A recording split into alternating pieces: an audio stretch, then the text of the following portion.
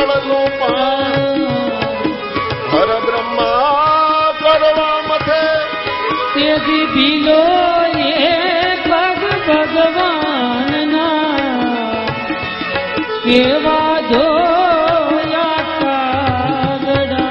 હવે કહે કે બ્રહ્માજી અને શિવ રોજ ક્ષીરસાગરમાં નારાયણ પાસે જઈને સવારમાં પહેલી પ્રાર્થના ઈ કરે, પ્રભુ તમારા પગનો ખાલી અંગૂઠો ધોવા દો અને ઈ જો ચરણામૃત મળી જાય તો અમે પાવન થઈ જઈએ. હજી સુધી શિવને કે બ્રહ્માજીને એ લાભ નથી મળ્યો. ઈ લાભ ગંગાના કિનારે પેલો કેવટ નામનો ખારવો અંગૂઠાની ક્યાં વાત કરો, ગોઠણ સુધી ધોઈ ગયો અને પાછો દાદાગીરી કરીને જો પ્રભુ અવચી પાડે જા ચહું તો મોહે પદ પદમ પછાલન કહું. તમારે જો હમે કિનારે જવું હોય તો મને કયો, હું તો તમારા પગ દઉં, નહીં તો મારે જરૂર નથી. દ્રોણને ના કહી ગંગાના કિનારા તરફ જવાની ઈચ્છા શબ્દ બોલતા તો ભગવાને દોડવાની શરૂઆત કરી દીધી હતી. ભગવાનના ખભા પરથી પિતાંબર પડી ગયું, પાદુકા પહેરવાનું કૃષ્ણ ભૂલી ગયા. ગંગાના કિનારા તરફ દોડતા આવ્યા, પર્ણકુટીના દરવાજા પાસે આવીને દરવાજો ખખડાવે છે. વિદુર કાકા દરવાજો ખોલો. કોણ સાંભળે? બંને એટલા બધા ભજનમાં મશગુલ હતા. કૃષ્ણનો શબ્દ વિદુરના કાન સુધી ન પહોંચી શકે. બીજી વખત તો એકલા કાકા કીધા, કાકા ખોલો, ન સંભળાય. ત્રીજી વખત તો એમ કહી દીધું, જેનું ભજન કરો છો એ રૂબરૂ બારે ઉભો છું, મને મળી લ્યો.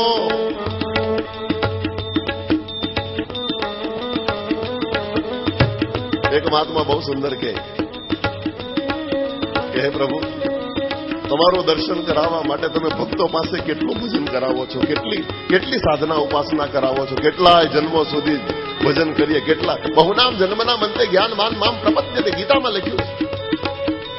કેટલાય જન્મો જ્ઞાનમાં રાખીએ પછી ભક્તિ મળે, કેટલાય જન્મો ભક્તિ કરીએ પછી ભગવાન મળે. પ્રભુ તમારા દર્શન માટે તમે આટલી ઉપાસના કરાવો.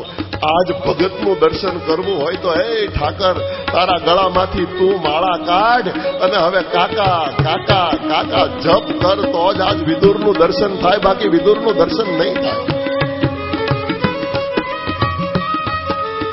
બપોરનો સમય હતો, ગંગાની રેતી તપેલી હતી, ઉઘાડા પગે કૃષ્ણ આવ્યા હતા, પગ દાઝતા હતા અને 3 કલાક સુધી કૃષ્ણ બૂમો પાડતા રહ્યા, કાકા દરવાજો ખોલો, કાકા દરવાજો ખોલો, કાકા દરવાજો ખોલો.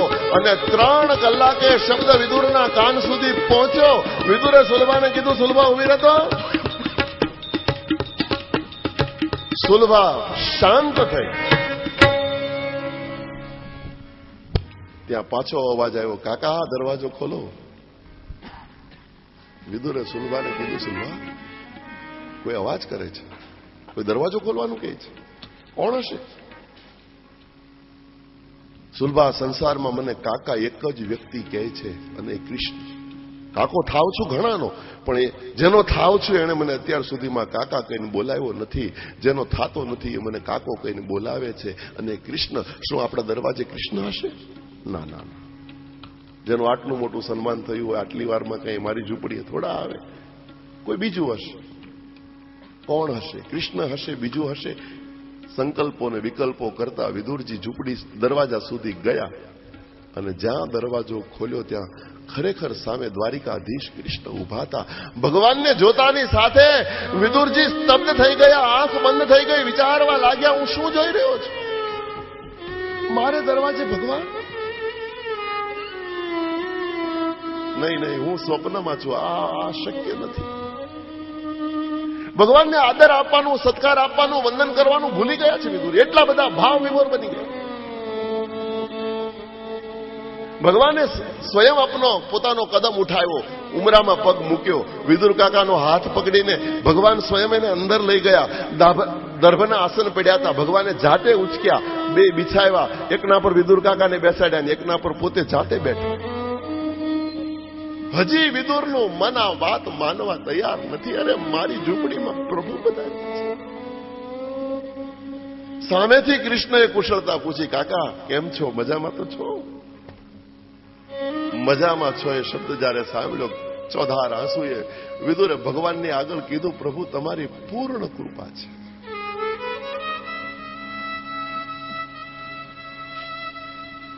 વિદુરના શબ્દો પર જરા ભાર ધ્યાન આપજો.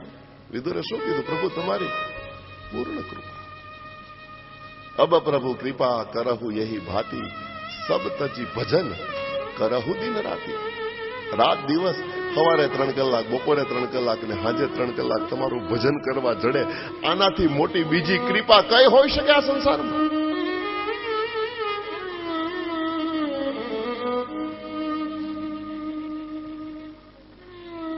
વિપદો નૈવ વિપદા. વિદુરજી બહુ સારું બોલ્યા છે. સંપદો નૈવ સંપદા, વિપદઃ વિસ્મરણમ વિષ્ણુ, સંપદ નારાયણ સ્મૃતિ. આ સંસારની વિપત્તિ એ વિપત્તિ નથી ને આ સંસારની સંપત્તિ એ સંપત્તિ નથી. આ વિદુરનું બયાન છે. વિપત્તિ ને સંપત્તિની વ્યાખ્યામાં આપણે ભૂલ કરીએ છીએ. વિદુર જે કહે છે સમજવા જેવું છે. વિપતો નૈવ વિપદા. હું તમે જેને વિપત્તિ માનીએ છીએ હકીકતમાં એ વિપત્તિ છે જ નહીં. અને હું તમે જેને સંપત્તિ માની બેઠા છીએ એ સંપત્તિ હકીકતમાં સંપત્તિ નથી. વિદુરજીને કોઈ પૂછ્યું કે મહારાજ આ વિપત્તિ વિપત્તિ સંપત્તિ સંપત્તિ નહીં તો પછી વિપત્તિ અને સંપત્તિની વ્યાખ્યા તો બતાવો. વિપદઃ વિસ્મરણમ વિષ્ણુ. ભગવાનની વિસ્મૃતિ થાય એના જેવી આ જીવના ઉપર બીજી કોઈ વિપત્તિ હોય જ ન શકે. ભગવાન ભૂલાય એના જેવી વિપત્તિ ના હોઈ શકે. સંપદ નારાયણ સ્મૃતિ. ભગવાનની યાદદાસ્ત મનમાં વસી રહે એના જેવી જીવના પાસે બીજી કોઈ સંપત્તિ ના હોઈ શકે.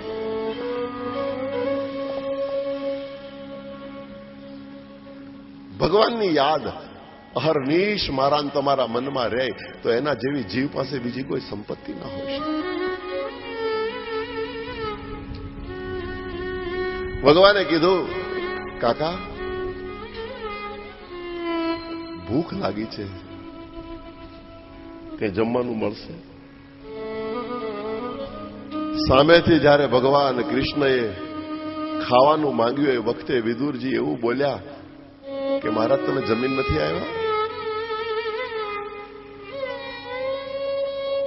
ખૂણામાં બેઠેલી સુલભા રડી પડી. સામેથી પ્રભુ આવ્યા છે, સામેથી ખાવાનું માંગે છે, અને આ એને એમ કહે છે કે તમે જમીન નથી આવ્યા.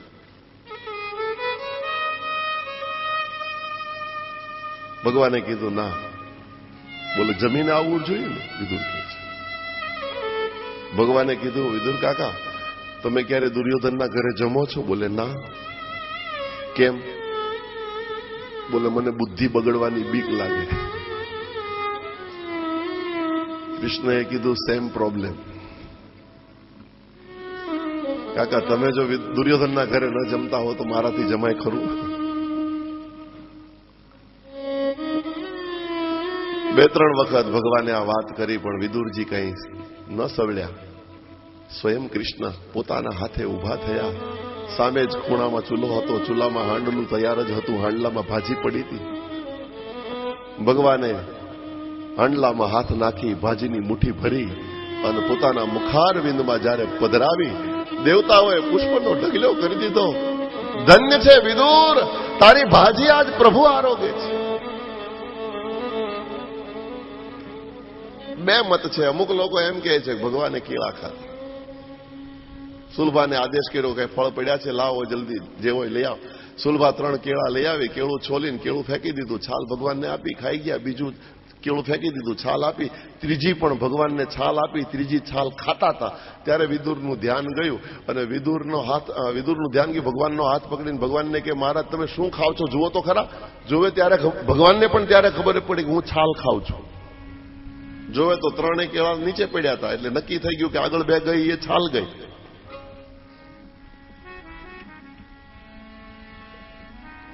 સુલભાને કીધું, સુલભા તું મારા પ્રભુને શું ખાવા આપે જોતો ખરી. સુલભા હેપતાઈ ગઈ, બિચારી ગભરાઈ ગઈ. સુલભાએ કીધું, સ્વામિનાથ મને માફ કરી દો, ભગવાનના પ્રેમમાં હું એટલી મશગુલ બની ગઈ, મને કઈ ભાન નથી રહી મેં શું આપ્યું, મને માફ કરો. સુલભાને છોડી દીધી પણ પછી ભગવાનને પકડ્યા. વિદુરે કીધું, મહારાજ પીરસનારો તો ગમે તે પીરસે, ધ્યાન ખાનારાએ રાખવાનું હોય. તમારે ધ્યાન રાખવું જોઈએ ને શું ખાવ છું. હોશિયાર માણસ કોને કહેવાય? થાળીમાં અજાણી વાનગી આવે તો પેલા પૂછી લે આ શેમાંથી બની છે. જાણ્યા પછી ખાય એનું નામ હોશિયાર. અને ખાઈ ગયા પછી પૂછે શું હતું.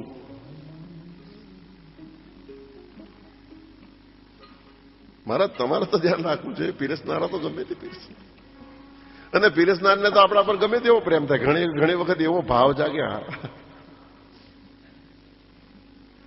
પણ ધ્યાન ખાનારે રાખવા. પણ નિશ્ચિત મત છે કે વિદુરને ત્યાં પરમાત્માએ ભાજી ખાધી છે. બીજી મુઠ્ઠી ભરી અને મુખારવિંદમાં જયારે ભાજીને મૂકી એ વખતે વેણુના નાદે જેમ નાગ ડોલે એમ પરમાત્મા ડોલતા. ત્રીજી મુઠ્ઠી ભરી અને જ્યાં મુખમાં મૂકવા જતા હતા એ વખતે સુલભાની સામે ભગવાને જોયું. સુલભા આંખમાંથી ચોધાર આંસુએ રડતી રડતી ભગવાનને કહેતી હતી, પ્રભુ મેં નિમંત્રણ આપ્યું, મારા નિમંત્રણને માન આપીને તમે પધાર્યા છો, પ્રભુ મને ધન્ય કરી દીધી.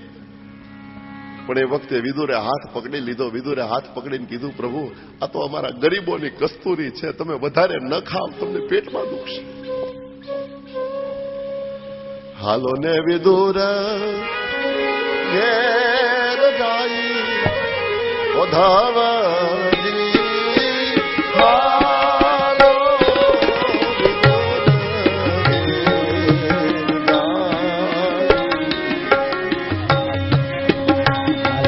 વિદુર ઘેર જાય ઓધવજી, હાલો વિદુર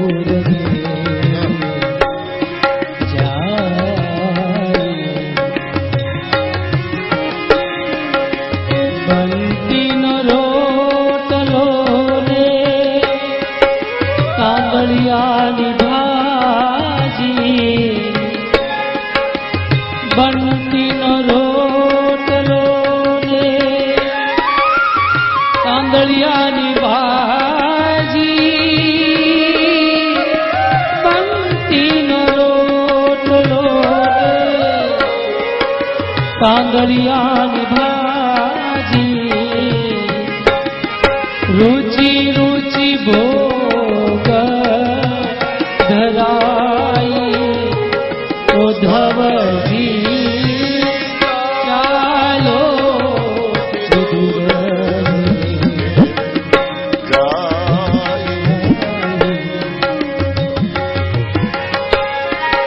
અનેક વિધિ પરમાત્માએ વરદાન આપ્યા. પ્રભુ દ્વારિકા તરફ જવા રવાના થયા. ઘણા બધા દિવસો વ્યતીત થયા. એક દિવસ રાજ્યમાં સલાહ આપવાની કઈ જરૂર પડી. રાજમહેલમાં વિદુરજી આવ્યા. ધૃતરાષ્ટ્રને સલાહ તો આપી, પણ થોડીક ઉપરથી શિખામણ આપી.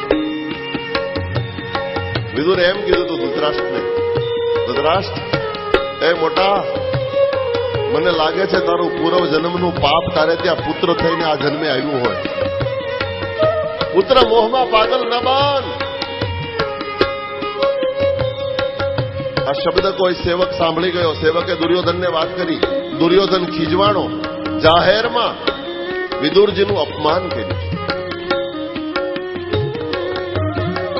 એ વિદુર, દુર્યોધન કહે છે, જે થાળીમાં તું ખાય છે એ થાળીમાં તું છેદ કરે છે. અમારા રોટલા ઉપર નભનારો તું અમારા બાપને પાપ કહે છે. Get out. અપમાનિત કરીને વિદુરજીને કાઢી મૂક્યા. દરવાજાની બારે નીકળ્યા.